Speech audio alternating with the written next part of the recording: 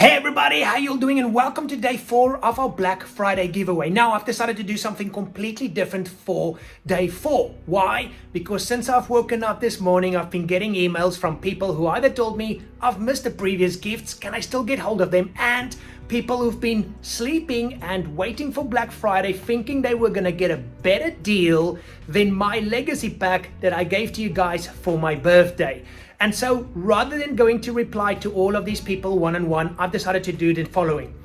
For the next 24 hours, and then we're closing all of this down. For the next 24 hours, you can go and grab all 3 gifts that I gave you guys over the last 3 days, and you can still go and grab my legacy pack for one final time. Okay, if you don't know what that is a special offer of a bundle of products that I have personally used over the last decade to help me transform my body and maintain my results. And I've done a massive offer there of over $200 discount. Okay, so you can grab that for the next 24 hours. Then you can grab the only 5 home workouts that you'll ever need. Okay, that's gift number 1. Gift number 2, a couple of days ago, was the 5 meals that I eat 90% of the time to stay in shape. And then gift number 3 was my 8-plan motivational strategy to help you stay motivated while you are losing weight.